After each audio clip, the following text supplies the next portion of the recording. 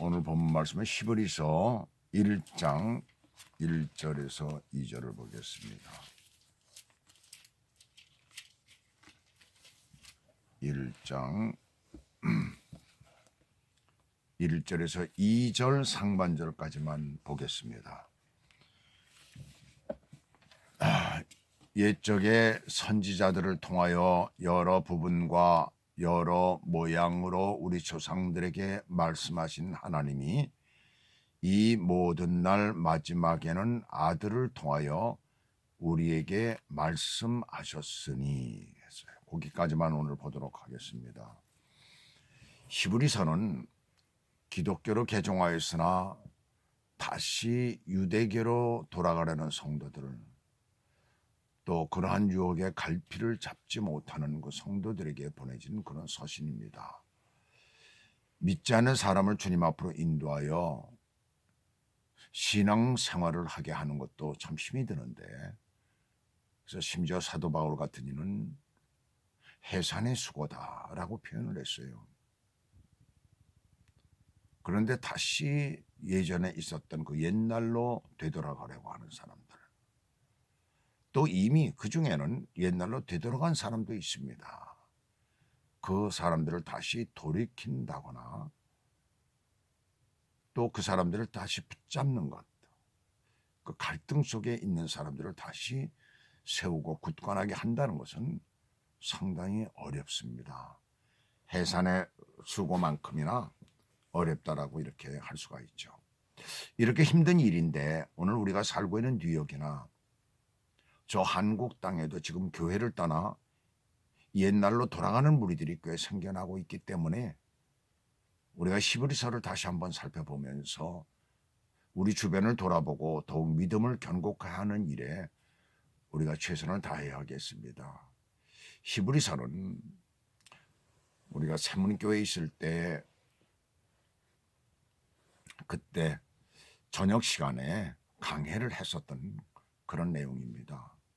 그런 내용인데 다시 한번 우리가 처음부터 한 절 한 절을 보면서 자세하게 히브리서를 풀어나가도록 그렇게 하겠습니다. 그래서 교회는 이 성도들이 혼자 집에서 혹은 부부가 예배를 드리며 말씀을 나눌 수 있도록 그렇게 세워야 됩니다. 성도들을 세워야 되는 거예요. 그러니까 제자 훈련을 통하여, 성경 공부를 통하여, 또 많은 기도의 시간들을 통하여 성도들이 말씀을 받을 줄도 알고 말씀을 전할 줄도 아는, 또 가르칠 줄도 아는 그런 사람으로 세워져야 되는 것이에요. 예수 그리스도께서 이 땅에 계시다가 승천을 하실 때 마지막 지상 최대의 명령을 그 제자들에게, 거기에 모인 무리들에게 말씀을 하셨어요. 비록 그것은 제자들, 목사라는 타이틀을 갖고 있는, 혹은 전도사라는 타이틀을 갖고 있는, 특별한 어떤 교육적인 타이틀을 갖고 있는, 예배를 드릴 수 있는 그 사람들에게만 정해져 있는 것이 아닙니다. 그것이 오늘 우리들의 교회가 꼭 저 가톨릭식으로 나가려고 하는 것이 바로 어쩌면 그것이 참 큰 잘못이 아닌가 그런 생각을 해봅니다. 누구나가 예배를 드릴 수 있고 함께 예배를 드릴 수 있고, 또 말씀을 그 중에서 잘 아는 사람이 있으면 말씀을 전할 수 있는 것이지요. 우리가 함께 모여서 예배를 드릴 수 있으면 더욱 좋지만 예배당에 가까이 있지 못하고 멀리 떨어져 있고 그럴 때 어떻게 하겠습니까? 만약에 우리가 예배를 제대로 드리지 못하고 제대로 기도의 생활을 하지 못한다면 우리 안에 들어와 계신 성령, 늘 충만했던, 우리에게 만족하게 그렇게 들어와 계셔야 되는 충만한 그 성령이 소멸될 수가 있다라는 것을 우리가 알아야 됩니다. 그래서 어딘지 우리가 교회에 가까이 교회가 없고 멀리 떨어져 있다면은 정말 혼자서라도 하나님의 말씀을 보고 예배 드릴 수 있어야 되는 것이고, 둘이서 모였을 때는 누군가 한 사람은 거기에서 그 예배를 인도하며 말씀을 또한 전할 수 있는, 이게 되어야 되는 거예요. 교회를 완전히 떠나라는 얘기가 아니죠. 그렇게 우리가 해나갈 수 있어야 되는 것이, 그것이 정말 그리스도인 진정한 믿음의 사람들이죠. 그런 사람들이야말로 어떤 유혹이 들어오고 어떤 미혹이 있을지라도 절대 거기에 넘어가지를 않습니다. 서로 빠진다 하더라도 잘못된다 하더라도 금세 되돌이킬 수가 있다라는 것을 우리가 알아야 되겠어요. 자, 오늘 1절 들어가겠습니다. 여기 보시게 되면 옛적의 선지자들을 통하여 이랬어요. 여기서 옛적의 선지자들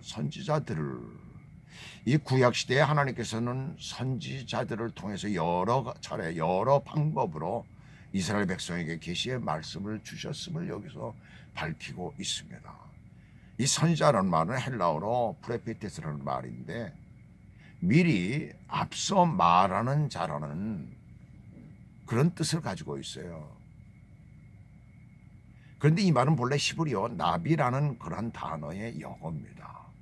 근데 그 나비라는 말도 동사에서 온 단어거든요. 근데 그 동사가 어떤 의미를 가지고 있느냐 하면 북을 끓어오르다라는 그런 뜻을 가지고 있고 또 넘쳐 흐르다라는 그런 뜻을 가지고 있습니다. 그러니까 이 나비라는 이 말은 구약의 선지자들은 하나님의 주신 말씀을 말하지 않으면 견딜 수 없는 그런 심정으로 이스라엘 백성들에게 말했다는 거예요. 오늘날 우리 목회자들이 잘 봐야 되는 내용입니다. 또 우리 안에 믿는 자 누구나가 정말 구원받은 하나님의 백성이라면, 거듭난 하나님의 백성이라면 이 주님의 말씀을 내 마음 속에 있는, 이 가슴 속에 있는, 내 심령 속에 있는 이 하나님의 말씀을 내가 전하지 아니하고는 견딜 수가 없는 그런 것이 되어야 된다는 얘기예요. 한마디로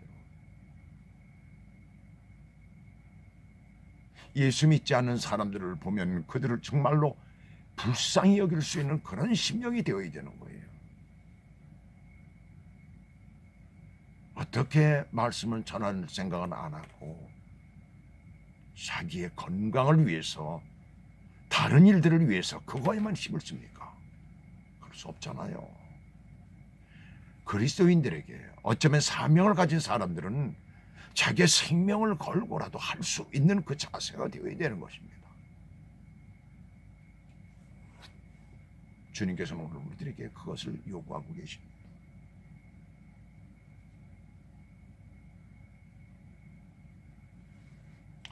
여기 보시면 여러 부분이라는 이런 말이 나오죠. 여러 부분과 여러 모양으로라는 말이 나와요. 그러니까 하나님의 이 구약적 계시가 여러 시기 여러 단계를 거쳐서 점진적으로 진행되었음을 나타내고 있습니다. 그래서 구약에 보시게 되면 선지자들이 그때마다 나오는 것을 보게 되죠. 점진적으로 이 계시가 발전되어져 있는 것입니다. 하나님의 말씀이 발전되어져 있는. 그래서 구약시대 이 계시들은 사람들이 필요로 하고 받아들일 수 있을 때마다 조금씩 부분적으로 주어졌어요. 그래서 여러 부분이다 라고 말씀을 하고 있습니다. 또 여기에 보면 여러 모양이라는 말이 그 다음에 나와요. 여러 모양. 우리 조상들에게 말씀하신 하나님이 그래서 여러 모양.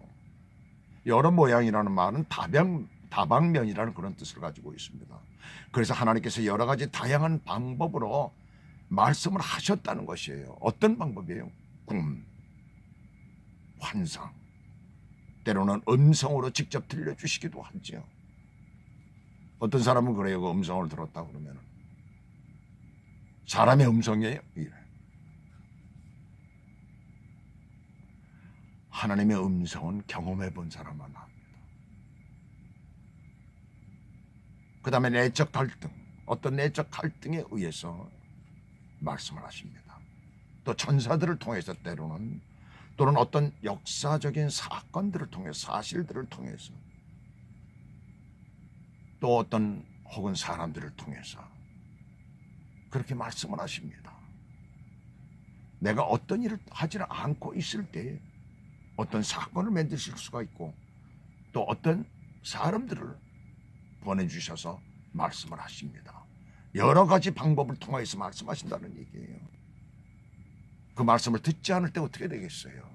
그 영혼이 어떻게 되겠습니까? 그래서 여기 오늘 그 다음에 보시면 말씀하신 하나님이 이 모든 날 마지막에는 아들을 통하여 우리에게 말씀하셨으니 회개하여 주님 앞에 돌아오지 않은 백성들을 보시고 마지막에 그 아들 예수 그리스도를 이 땅에 보내신 것입니다. 그래서 우리는 그 말씀을 지금 보고 있는 거예요. 하나님의 그 말씀을 듣는 저와 여러분 되시길 주 예수 그리스도의 이름으로 이 시간에도 축복합니다. 기도하겠습니다.